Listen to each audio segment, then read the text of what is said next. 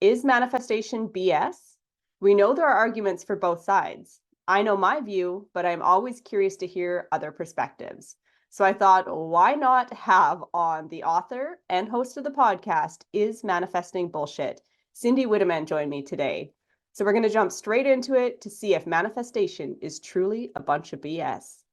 Welcome to the Manifestation and Money Podcast, the show where we tackle the taboo topics of money and manifestation. I'm your host, Jenny Schultz, former 9-to-5 grinder who ditched the status quo and went all in on creating a life I love. Yes, I use manifestation. Yes, I took action. And yes, I created a 7-figure net worth before turning 40. Every week, I'll bring you inspiring stories with money mavens and manifestation masters. From learning how to make more, save more, and grow your wealth to unlocking the power of manifesting your dream life. I am so excited to play in this space with you. Let's jump into creating a life you love. Welcome to the Manifestation and Money Podcast, Cindy. Thank you so much for having me on. I'm so excited. I am pumped to have you on the show today. So first, I would love for you to share with the listeners a little bit about who you are and what your story is. Oh, yes. Okay, so my name is Cindy Witteman. I live here in San Antonio, Texas. I'm the founder and CEO of Driving Single Parents, which is a nonprofit where we give away cars to single parents in need.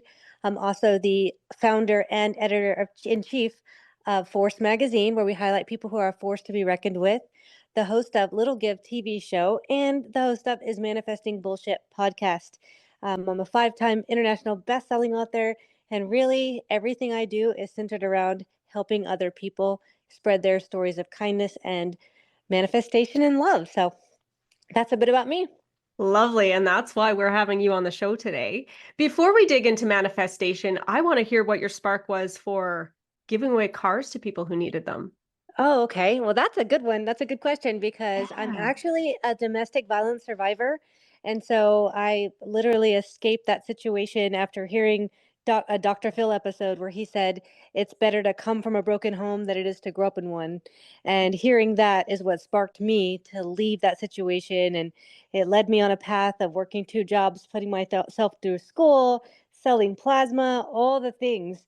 And in that journey, I realized people don't choose to be single parents. It's something that you kind of have to grow through, and it's one of the hardest jobs in the world. I thought, geez, when I get on the other side of this mess, I'm going to find a way to do something to help this population. And so I was literally at dinner one night when I had the idea of like, you know what? Without that little car that I had, there's no way I could be as successful as I am today. I just wanted to pass that on to other people. That's amazing and beautiful. And in that, you were talking about working really, really hard. When did you find for you, when did manifestation come into your life? Ah, that's another great question. Oh my goodness, you're so good at this. Um, so it's a funny story because I had heard about manifestation on the Oprah Winfrey show about The Secret many moons ago. And I said, oh my goodness, I kind of feel sorry for the people that believe that because like, wow, they must be so naive. But then whenever I got to a situation where I was a single mom, I was working so hard, like I'd mentioned, and I was like, I have to do something. There has to be a way. I'm literally driving downtown San Antonio. I'm seeing these high rises. I'm seeing these people with nice shoes, and I'm seeing these people with great jobs. And I'm going, there's got to be something I'm doing wrong. So I literally decided, let me watch this stupid secret thing and try and see if it works. Well, I did go ahead and try everything. Man, I had the vision board. I had that, gratitude rock. Man, I had everything. I followed to the T. And let me tell you what happened. Not a gosh darn thing. Nothing happened. And I thought, what an idiot. I wasted so much time and energy trying this whole manifestation thing, and I look like a fool. I'm so stupid, right? And Mhm. then again, I went back to my other thing and I started noticing that my regular routine actually was worse. I skipped that stupid gratitude rock into a pond off the highway and I was like, this is the stupidest thing I've ever done. And I ripped up that vision board and I was like, oh my gosh. But the craziest thing happened was I don't know who it was that told me about another book that was all about gratitude and manifestation in a different way. So I actually listened to the audible version of that, and then I realized the whole time I was doing it all wrong, and it was more about what can I help provide to the world rather than try to get all the money I want or all the success I want. And that's really kind of how my manifestation journey became a thing. I took my teenage daughters into the room and I made them watch The Secret. They thought I was crazy. And then, sure enough, guess what? Things started really shifting in our favor right after that happened. Interesting. So yeah, gratitude is a big piece of it. So nothing started shifting until you came from that place of gratitude and what can you give before you are getting. Exactly. Okay. And that was the key component to what I was missing. I was missing out on that, where it's like, instead of people trying to take, because we all need, right? The society we live in requires we have money or we can't eat. So we need money. And whenever you're in a situation where you're a single mom, you're working really hard, like, what do you need? You need money to get the things that you need Mhm. to pay for your kids. And I was trying to take from the universe. And once I realized that, like, actually, whenever you have gratitude and you give back to the universe, that's whenever you have the best return on energy, which puts you in a space to where not only can you give, but you can also receive. Mhm. Well said. And you are now, flash forward to your life to where you're sitting at now, and you have the Is Manifesting Bullshit podcast. You have two books, I believe, written on the topic as well. And you have over 50 episodes. So you have talked back and forth with people on their consensus. So I want to hear, what is the overall consensus? Is there a common theme that's popping up? Is the yes winning? Is the no winning? What are people's opinions out there in the world? When I first decided to write the book, and I don't know if you know this or not, I wrote the first book with my two oldest daughters. And Oh. it's Manifesting Bullshit is the book that we wrote together. And that was because that was our question. Is manifesting bullshit, right? Mhm. Well, when I started to tell people about this title, they literally were like, "Well, is it?" And at first I was like, "Well, you got to read the book to find out." But then I realized, oh my goodness, people have really strong opinions on this. And how fun would it be to not just talk to people all day that believe in manifesting, but I want to interview the skeptics, the critics. I want to interview people who believe, who have stories. Like, that's where I really thought the meat would be. That's so cool. And then, of course, I believe that in sharing, a bit of my story and listening to other people's perspectives, that, I could grow my mindset, right? Mhm. And the funny thing is that I'll tell you, I really expected people to come on and say it was all bullshit, but about 98.4% of people who come to my show believe in manifesting. Wow, that's a I high know. percentage. I'm shocked. I've literally Mhm. had two people come on and say it's bullshit, two. And all the time I've been doing this podcast. Wow. I'm actually shocked by that because it's usually the people that have a strong backup against something, they're usually the ones that really have a voice because they're so heels dug into what they believe in, right? So that's Yes. kind of fascinating. Isn't it fascinating? And I want to tell you one more thing that I think is Mhm. very interesting is that I've really seen this trend of people who believe that it's either with religion or without religion. And it's like, no, it has nothing to do with that. Mhm. So some people believe it's anti-religion and some people believe that it's, with religion. And so I thought that was so fascinating how people, kind of have that switch in them, which were the people who don't believe in manifesting, but just thought it was super interesting. Yeah, I find that fascinating too. And that just made me think of when you were bringing the religious aspect in. I had someone say to me about a year ago, and it's just stuck with me because she's like, well, manifestation, that's like witchcraft. Yes. And I was like, What? oh, what? She's like, yeah, you are essentially like asking for what you want. And she was a strong Christian. And I'm like, well, what is prayer then?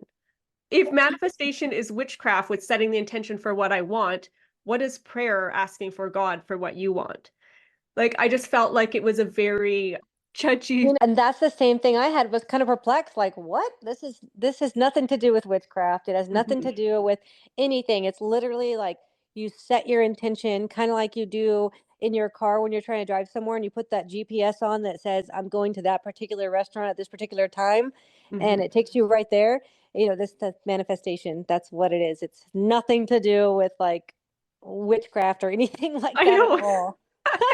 It's just But it fascinating. it is fascinating. That's what I find. I'm like, I find manifestation fascinating as a fun, energetic tool that we all have access to. And why wouldn't we want to play around with it for the good of all? Yeah. So the whole witchcraft thing, that really threw me and it stuck with me. And I'm like, you know what, though? We're all entitled to our own opinion. We can all decide, yes, manifestation works for me, or no, it doesn't, right? Exactly. Everybody has the opportunity, but honestly, it's all about just setting goals and intentions and knowing where you want to go so you can get there the fastest way possible, to me. Yeah, definitely. So, say we have a listener that's listening and hearing about manifestation for the first time. What are some simple steps or processes that you would suggest as kind of a starter to get them out of the gate? Okay, you're gonna love this one because I know what you do, but writing, it's free, Mhm. it's simple, and it's so easy. It's like just get a pen and paper and just ask yourself, who am I? And then write out your answer. Then ask yourself, what do I want to see myself like at the end of my life? Whenever I'm at the end of my life, what do I want to have accomplished? And just literally put pen to paper. And if you're not comfortable with writing in the beginning, just start writing about your day. Today I woke up, I had a great day, I did my morning routine, I'm proud of myself. Tomorrow I'm going to accomplish XYZ. So simple. Get your brain used to it because there is a huge switch. There's a difference between us swirling around thoughts and ideas inside of our brain and then recalibrating that from pen to paper and actually formulating what it is you truly want. A lot of people believe that they know what they want. I know what I want. I want money, I want fame, I want fortune, or whatever it is you want, right? A lot of people have that in their mind, their thoughts. But there's a big switch from having it in your mind and writing it down. Once you write it down, step one happens. Then your brain will go, oh, here's step two. Then next thing you know, you write that down. Now step three will come. And you don't want to get stuck swirling on step one. So just write it down and give your brain the satisfaction of knowing that you say, I heard you. Mhm. Boom. And that's my biggest tip. And I'll tell you what, one of the frustrations is so many people, you can give this tip to them, the first time you talk to them, 10 years later, 15 years later, and when they start, they go, oh my gosh, I could have done this 15 years ago. And it's so simple and it's free. Mhm. Yeah, So that the think in ink. think in Think in ink. ink. Yes, Think in thank ink. you. I was like, what is that saying? Because I think it's like you said, it's like there's an extra power behind it when you get it out of your head, down onto paper, and to ask yourself questions like you just posed there. Some people go a lifetime without asking themselves that, right? And at the end of the day, that is what is going to be the fuel to keep driving you forward, to do the things you want to do, to support your family, to put out there and give back in the universe when you feel like your cup is full, if you will, just like the airlines say, then it spills over into all of the other areas. So why not truly dig into what you want and see where it takes you? Absolutely. And I would love to share a story. Yeah, please. So after I have a fear of public speaking, which sounds like super silly for someone who's a TV show host, but again, I just opened myself up and said, you know what, I'm going to do it afraid. And so that's how I ended up in my writing books. I don't even like to read, to be honest. I only listen to audiobooks, and so it's incredible that I've even written like one paper but more or less 5 books, right? So I'll tell you that one day I was doing all of these things. I already had the TV show, the books, the everything, and the nonprofit. And somebody said, "Oh, Cindy, so what's next for you?" And first I thought, "How rude! Haven't I done enough?" But then I thought, "Wait a second, is this it for me?" And I really started to ponder on this. So for 3 nights in a row, I wrote down on a simple postcard, "What's next for you?" right before bed. On the third night of me doing this, I literally dreamt up Force magazine, and now Force Magazine's about to celebrate its 1 year anniversary of the creation of it, where we're highlighting other people doing great things and really maximizing that gratitude and return on energy and all the things. And so I just want to say how important it is for you to just write it down and just do it afraid. Yeah, that is a sound piece of advice there. I'm going to share that with my kids actually, because I feel like they have this little fear of going out and doing things that are new. And I think that will really resonate with them because at the end of the day, what's the worst thing that could happen, right? You turn red in Exactly. the face, you trip over your tongue, like it's usually not going to be that big of a deal, but it feels like it. Yeah, and for kids, I always love the analogy of, bedtime. Usually a lot of times kids, the parent goes in, they tuck them into bed and everything is good. The kid feels all happy. They got their favorite toy, their blanket, right? Mom walks out of the room or dad walks out of the room and they turn the light off and instantly there's a monster in the closet. There's Mhm. an animal underneath the bed, something scary. And the truth is, if they just get up and turn the light back on, they'll be able to see that everything is exactly the same and they're safe. But so often in all of our lives, whether you're kids, adults, doesn't matter your age, there's no discrimination. We just stay there with our head underneath the covers, terrified of what's in the room. So I just invite everyone who's listening to this podcast today to get up in your life and turn on the light because life is not as scary as you think it is. Mhm. That is very powerful. I want you to share here for a minute on what the Force magazine, what it is, because I looked into what it was before we jump on the call here, and it seems like a pretty powerful magazine that you've got going there. Yeah, and it's so funny. Again, doing it afraid, I don't know anything about that type of stuff. And literally I had that dream and I woke up that morning and I called my publicist and I said, "Hey, you think you can help me with a magazine?" And they were like, "Yes, of course we can."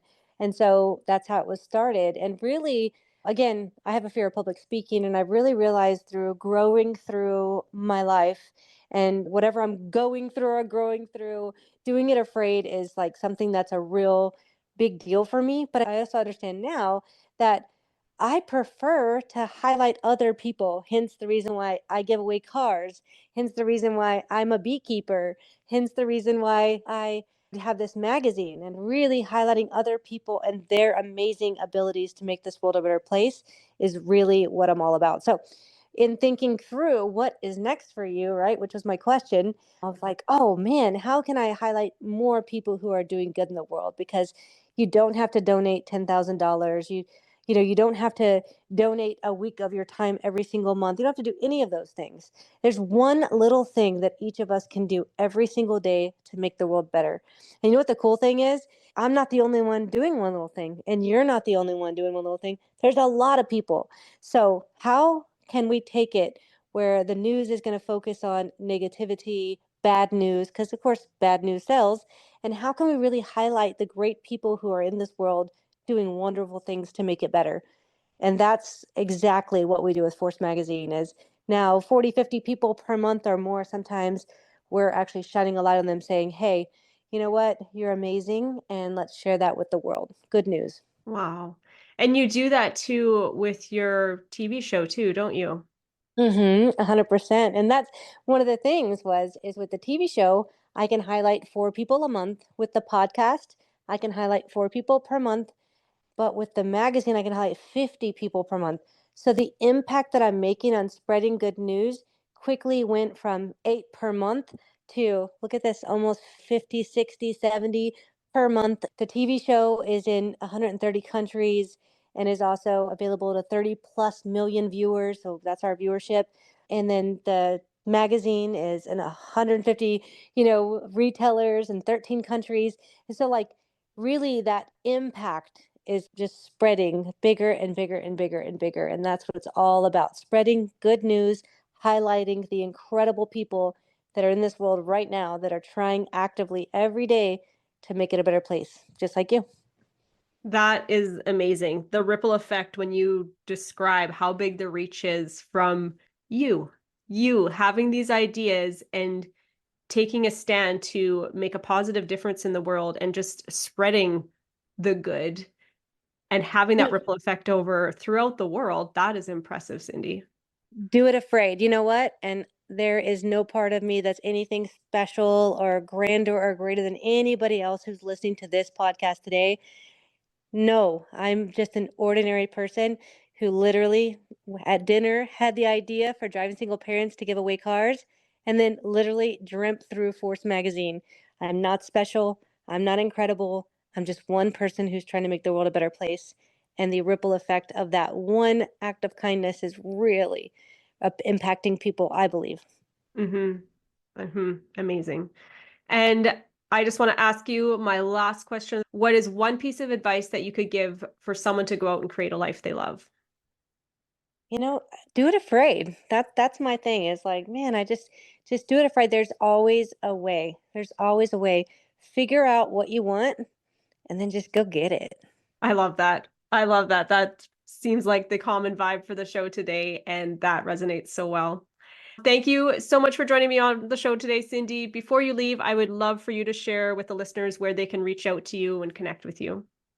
Absolutely. I would love to connect with anybody out there who's listening. You can go to my website, which is cfviews.com. You can also find us at forcemagazinefeature.com. We are all over social media. You can find me under my name, Cindy Witteman, and I'd be happy to have any kind of conversation where if you're trying to create a life of your dreams or make an impact in the world, you want to come on the TV show. I do sponsorships for the magazine so people can come and share the good that they're doing in this world. So, however you want to connect, I'm here for it. Awesome. Thank you so much for joining me on the show today, Cindy. Thank you. Thank you for having me. Thank you for listening to the Manifestation and Money podcast. If you're looking for ways to manifest more money and more abundance in your life, I invite you to join me in the Manifest More Moolah program. It would be you, me, and a small group of other equally cool humans meeting weekly in a Zoom room, exploring different ways to manifest more money and more abundance into your life. For more details, visit www.manifestationandmoney.com. Thank you for listening to the Manifestation of Money podcast. I truly, truly appreciate all of you for listening.